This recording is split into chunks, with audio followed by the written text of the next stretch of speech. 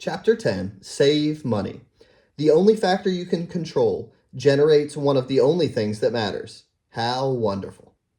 Let me convince you to save money. It won't take long, but it's an odd task, isn't it? Do people need to be convinced to save money? My observation is that yes, many do. Past a certain level of income, people fall into three groups: those who save, those who don't think they can save, and those who don't think they need to save. This is for the latter two. The first idea, simple but easy to overlook, is that building wealth has little to do with your income or investment returns and lots to do with your savings rate. A quick story about the power of efficiency. In the late 1970s, the world looked like it was running out of oil. The calculation wasn't hard. The global economy used a lot of oil, the global economy was growing, and the amount of oil we could drill couldn't keep up. We didn't run out of oil, thank goodness, but that wasn't just because we found more oil or even because we got better at taking it out of the ground. The biggest reason we overcame the oil crisis is because we started building cars, factories, and homes that are more energy efficient than they used to be. The United States uses 60% less energy per dollar of GDP today than it did in 1950. The average miles per gallon of all vehicles on the road has doubled since 1975. A 1989 Ford Taurus sedan averaged 18 miles per gallon. A 2019 Chevy Suburban, absurdly large SUV, averages 18.1 miles per gallon. The world grew its energy wealth not by increasing the energy it had, but by decreasing the energy it needed. U.S. oil and gas production has increased 65% since 1975, while conservation and efficiency has more than doubled what we can do with that energy. So it's easy to see which has mattered more. The important thing here is that finding more energy is largely out of our control and shrouded in uncertainty because it relies on a slippery mix of having the right geology, geography, weather, and geopolitics. But becoming more efficient with the energy we use is largely in our control. The decision to buy a lighter car or ride a bus is up to you and has a 100% chance of improving efficiency. The same is true with our money. Investment returns can make you rich, but whether an investment strategy will work and how long it'll work for, and whether markets will cooperate, is always in doubt. Results are shrouded in uncertainty. Personal savings and frugality, finances, conservation, and efficiency, are parts of the money equation that are more in your control and have a 100% chance of being as effective in the future as they are today. If you view building wealth as something that will require more money or big investment returns, you may become as pessimistic as the energy doomers were in the 1970s. The path forward looks hard and out of your control. If you view it as powered by your own frugality and efficiency, the destiny is clear. Wealth is just the accumulated leftovers after you spend what you take in. And since you can build wealth without a high income, but have no chance of building wealth without a high savings rate, it's clear which one matters more. More importantly, the value of wealth is relative to what you need. Say you and I have the same net worth, and say you're a better investor than me. I can earn 8% annual returns, and you can earn 12%. But I am more efficient with my money. Let's say I need half as much money to be happy with while your lifestyle compounds as fast as your assets. But I am more efficient with my money.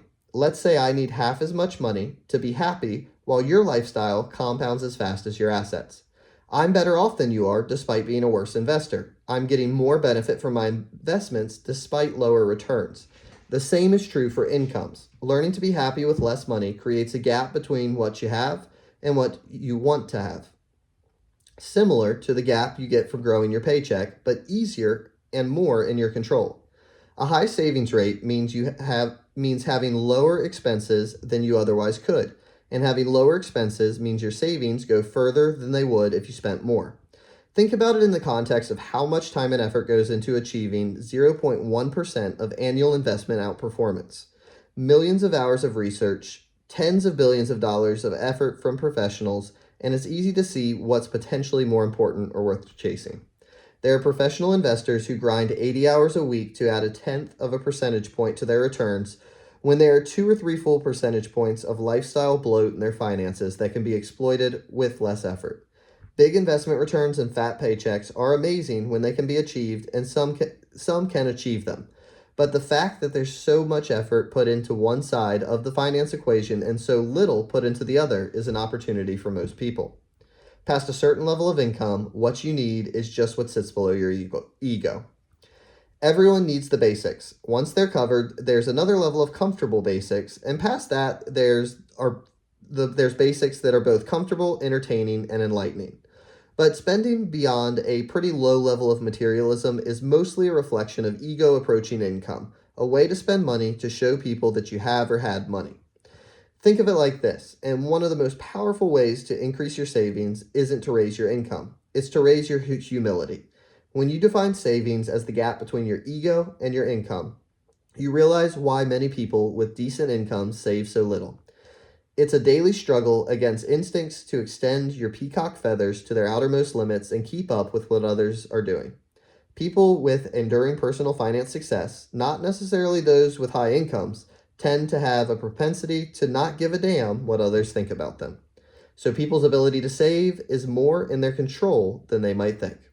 Savings can be created by spending less. You can spend less if you desire less, and you will desire less if you care less about what others think about you. As I argue often in this book, money relies more on psychology than finance. And you don't need a specific reason to save. Some people save money for a down payment on a house or a new car or for retirement. That's great, of course, but saving does not require a goal of purchasing something specific. You can save just for saving's sake, and indeed you should. Everyone should. Only saving for a specific goal makes sense in a predictable world, but ours isn't. Saving is a hedge against life's inevitable ability to surprise the hell out of you at the worst possible moment. Another benefit of saving that isn't attached to a spending goal is what we discussed in Chapter 7, gaining control over your time. Everyone knows the tangible stuff money buys. The intangible stuff is harder to wrap your head around, so it tends to go unnoticed. But the intangible benefits of money can be far more valuable and capable of increasing your happiness than the tangible things that are obvious targets of our savings. Savings without a spending goal gives you options and flexibility, the ability to wait and the opportunity to pounce. It gives you time to think. It lets you change course on your own terms. Every bit of savings is like taking a point in the future that would have been owned by someone else and giving it back to yourself. That flexibility and control over your time is an unseen return on wealth. What is the return on cash in the bank that gives you the option of changing careers or retiring early or freedom from worry? I'd say it's incalculable. It's incalculable in two ways. It's so large and important that we can't put a price on it, but it's also literally incalculable. We can't measure it like we can measure interest rates, and what we can't measure, we tend to overlook. When you don't have control over your time, you're forced to accept whatever bad luck is thrown your way. But if you have flexibility, you have the time to wait for no-brainer opportunities to fall in your lap. This is a hidden return on your savings. Savings in the bank that earn 0% interest might actually generate an extraordinary return if they give you the flexibility to take a job with a lower salary but more purpose, or wait for investment opportunities that come when those without flexibility turn desperate. And that hidden return is becoming more important. The world used to be hyper-local. Just over 100 years ago, 75% of Americans had neither telephones nor regular mail service, according to historian Robert Gordon. That made competition hyper-local. A worker with just average intelligence might be the best in their town, and they got treated like the best because they didn't have to compete with the smarter worker in another town. That's now changed. A hyper-connected world means that the talent pool you compete in has gone from hundreds or thousands spanning your town to millions or billions spanning the globe. This is especially true for jobs that rely on working with your head versus your muscles. Teaching, marketing, analysis, consulting, accounting, programming, journalism, and even medicine increasingly compete in global talent pools. More fields will fall into this category as digitalization erases global boundaries, as software eats the world, as venture capitalist Mark Anderson puts it. A question you should ask as the range of your competition expands is, how do I stand out? I'm smart is increasingly a bad answer to that question because there are a lot of smart people in the world. Almost 600 people ace the SATs each year. Another 7,000 come within a handful of points. In a winner-take-all and globalized world, these kinds of people are increasingly your direct competitors. Intelligence is not a reliable advantage in a world that's become as connected as ours has, but flexibility is.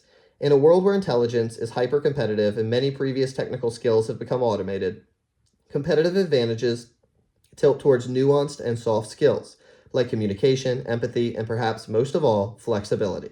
If you have flexibility, you can wait for good opportunities, both in your career and for your investments. You'll have a better chance of being able to learn a new skill when it's necessary. You'll feel less urgency to chase competitors who can do things you can't, and have more leeway to find your passion and your niche at your own pace. You can find a new routine, a slower pace, and think about life with a different set of assumptions. The ability to do those things when most others can't is one of the few things that will set you apart in a world where intelligence is no longer a sustainable advantage. Having more control over your time and options is becoming one of the most valuable currencies in the world. That's why more people can and more people should save money. You know what else they should do? Stop trying to be so rational. Let me tell you why.